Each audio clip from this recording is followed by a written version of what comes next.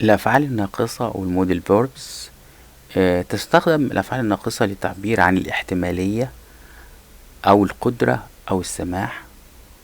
آه، أقول he can swim، يستطيع أن يعوم.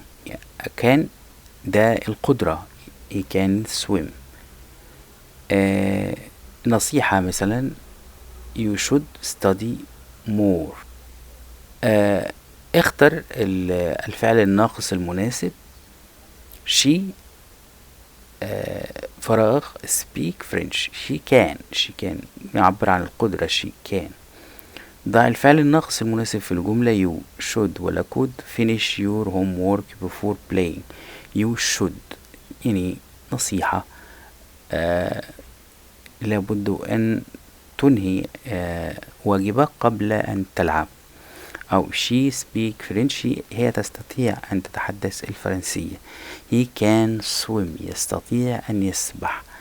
you should study more، عليك أن تدرس